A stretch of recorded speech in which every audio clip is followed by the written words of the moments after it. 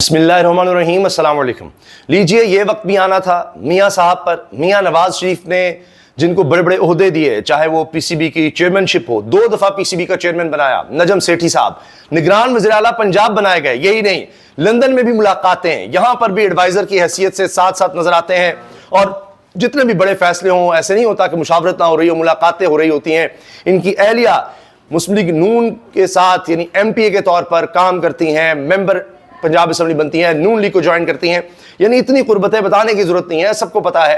अब नजम सेठी साहब भी चीख रहे हैं और कह रहे हैं कि आप गए, फारिग हो गए। अंदाजा लगाए, नजम सेठी साहब ने ऐसे जुमले शायद पहले कभी नहीं बोले, और खासतौर पर नून लीग के लिए इस तरह से कहा हो, शरीफ खानदान के लिए बातें की हों, मरीम नवाज साहिबा के लिए कहा हो, शहबाज शरीफ के लिए इस तरह के जुमले हों, और बता रहे हैं, आगाह कर रहे हैं, शायद वो भी फील कर रहे हैं कि जी अब लोग किस हद तक भर चुके हैं। वो मुल्क से बाहर भी जाते हैं तो वहां भी पता लग रहा है, वहां तो ओवरसीज तो सारे ही जनाब आप जानते हैं कि मौजूदा निज़ाम के किस कदर खिलाफ है। मैं बता रहा हूं कि अवाम में गुस्सा है, गुस्सा बढ़ रहा है और ये फट सकता है। ये जनाब खबरदार कर रहे हैं सबको, जरा लहजा सुनिएगा, बॉडी लैंग्वेज देखिएगा कितने गुस्से में। कोई बंद नहीं बने, कोई कुछ नहीं हो, तो मतलब ये है कि तो जिम्मेदारी तो लेनी पड़ेगी ना, और दोनों को लेनी पड़ेगी, शामिशन को भी और इनको भी। वो कहते हैं शामिशन गवर्नमेंट का हिस्सा। अब मुझे बड़ी खुशी हुई है कि आगे ठीक है, आगे ये बात कही है। दोनों को जिम्मेदारी लेनी पड़ेगी, एस्टैब्लिशमेंट को भी, हुकूमत को भी, क्योंकि एस्टैब्लिशमेंट तो हुकूमत का हिस्सा है। जो कुछ हो रहा है ये क्या है सब, तो तनकीद कर रहे हैं दोनों पर। वो फिर कह रहे हैं जी field marshal army chief Asim Munir की तारीफ की कि वो मरीम नवाज साहिबा को, सीएम पंजाब को साथ नहीं लेकर गए जब उन्होंने सैलाब ज़दा इलाकों का दौरा किया है। बहुत अच्छा किया है। कितनी बदनामी लें आर्मी चीफ। आपने मतलब एक चीज नोटिस की जो करनी चाहिए थी आपको, और मेरा ख्याल आपने कहा आर्मी चीफ गए हैं, मेरा दूसरा वाली बात नहीं है, पहले जाना चाहिए था, पहले इनको फौज को तलब करना चाहिए था, प्रिएम्प्टिव करना चाहिए था, फ्लड से पहले करना चाहिए था। पता था कि फ्लड आ रहे हैं, ये कोई रॉकेट साइंस नहीं थी। पहले ये इमरजेंसी लगानी चाहिए थी। पानी स्थिर तो गुजर गया, थोड़ी इमरजेंसी लगाने पहले, शर्म नहीं आती है। और ऊपर से अस्पतालों के चक्कर लग रहे हैं, तस्वीरें अपनी लगाई जा रही, व्हाट्स गोइंग ऑन। ये कोई मौका है फॉर अपनी सेल्फ प्रमोशन का? ये मौका है कि put up your trousers and go into the flood water and pull people out, और सारे बाकी काम छोड़ दे। आवाम बेचारी डूब रही है और आप बड़ी अपनी डिप्लोमेसी कर रहे हैं। कह रही मौका है फोटो सेशंस का, तस्वीरों का, मशहूरी का, और आप डिप्लोमेसी में लगे हुए हैं। जाकर उनकी दाद रसी करें, आप और कामों में लगे हुए हैं। आपकी डिप्लोमेसी में क्या फर्क पड़ गया इजराइल और कतर के साथ? वो उसके प्रेसिडेंट साहब चाइना चले गए, वो भाई उसका नुकसान हुई। सोचो तो सही कि आवाम क्या सोच रही।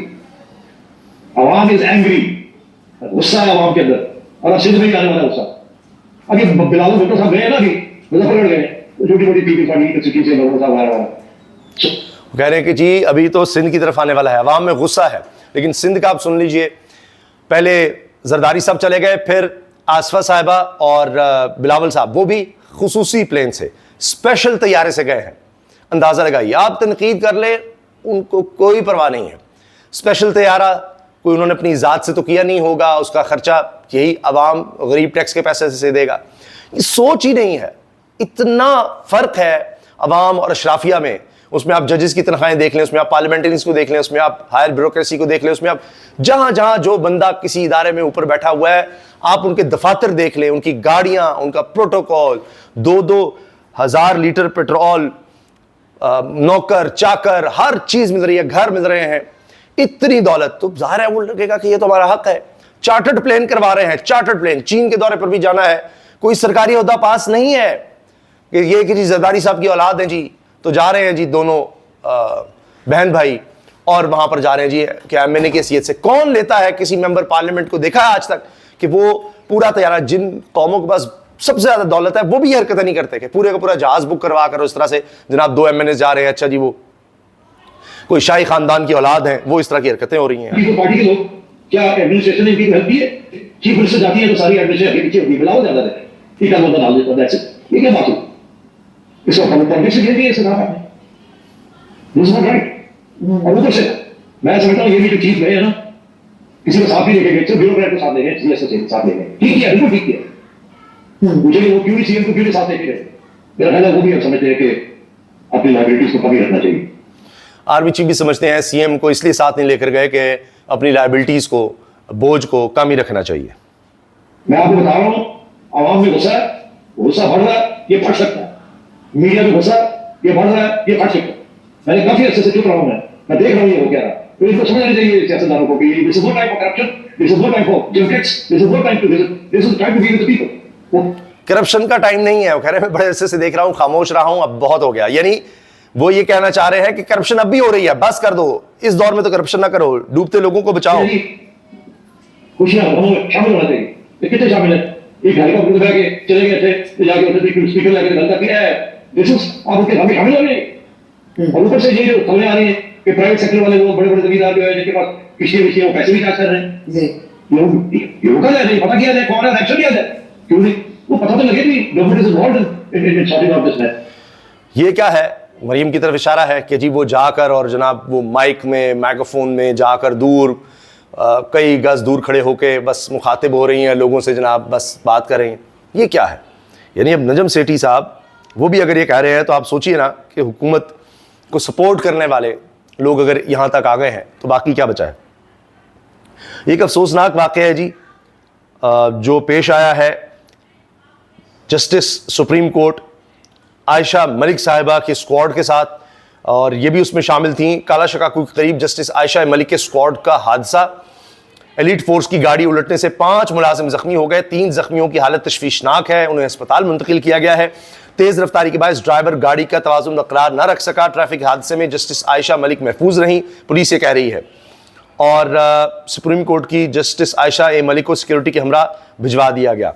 ये जो जख्मी पुलिस एहलकार हैं उनकी तस्वीर भी सामने आई हैं, जस्टिस आयशा मलिक साहिबा हैं। अच्छा, बहुत से लोग फिर इसमें फिर कहानियाँ जोड़ देते हैं कि जी ये वो जजेस हैं जो ज़ेर अताब हैं, इसको देखना चाहिए, क्या ये कोई तखरीबकारी का एलिमेंट नहीं था। तो इस तरह से फिर लोग बातें करना भी शुरू कर देते हैं, क्योंकि जब माहौल ऐसा हो तो फिर लोग खदशात का इजहार करना शुरू कर देते हैं। वानी चेयरमैन के अडयाला जेल में केसेस की समाअत का मामला, चीफ ऑर्गेनाइजर पंजाब आलिया हमजा ने तमाम एमएनएज जितने मेंबर हैं कौमी असम्बली के, उनको अडयाला पहुंचने की हिदायत कर दी। पंजाब के तमाम सेनेटर, एमपीएज, एमएनएज कल अडयाला जेल पहुंचे। रावलपिंडी डिवीजन के तमाम टिकट होल्डर्स, स्टेक होल्डर्स, तंजीमी ओहदेदारान भी अपनी हाजिरी यकीनी बनाएं। तमाम कारकुनान और वकला भी अपनी हाजिरी अडयाला के बाहर यकीनी बनाएं। गैर हाजिरी की कोई गुंजाइश नहीं होगी। चीफ ऑर्गेनाइजर पंजाब आलिया हमजा जब से चीफ ऑर्गेनाइजर बनी है बहुत भरपूर इन्होंने तहरीक इंसाफ के लिए काम किया है, मुश्किलात के बावजूद, ये तो मानना होगा। आखिर में जी इसको आप ये कहते हैं गड़े मुर्दे उखाड़ना है, जो मामला 3 साल से दबा हुआ था दोबारा उठ खड़ा हुआ है। जस्टिस मोहम्मद आसिफ साहब की अदालत में 3 साल कबल साबिक चीफ जस्टिस साकिब निसार की ऑडियो लीक, जिसमें नवाज शरीफ के खिलाफ केस के फैसले की डायरेक्शन दे रहे थे, पर कमीशन तश्कील देने की दरखास्त कल जस्टिस मोहम्मद आसिफ के पास समाअत के लिए मुकर्रर। 3 साल कबल यह ऑडियो सामने आई, जिसका तिया पांचा तो हमारे दोस्त को रिपोर्टर सोहेल रशीद ने कर दिया था। ताहम बाद में इस ऑडियो लीक पर कमीशन तश्कील की दरखास्त सिंध हाईकोर्ट बार के साबिक सदर बैरिस्टर सलाउद्दीन ने दायर की, जब उस वक्त के चीफ जस्टिस अतर मिन्ना ने जिस पर दरखास्त काबिल समाअत होने पर फैसला महफूज किया। बाद में वो सुप्रीम कोर्ट चले गए। अब कल जस्टिस मोहम्मद आसिफ समाअत करेंगे, तो ये देखना है कि अब इस केस में क्या होता है, क्योंकि दोबारा से अभी हाईलाइट हो रहा है कि साकिब निसार साहब क्या करते रहे, किन से बात करते रहे, देखना होगा ऑथेंटिक है नहीं है, क्या हुआ, मियाँ साहब के खिलाफ फैसले किस तरह दिए गए, क्या क्या होता रहा, वो सब कहानियाँ जो हैं दोबारा लग रहा है कि हाईलाइट होने जा रही हैं। इजाज़त दीजिए, अल्लाह हाफ़िज़।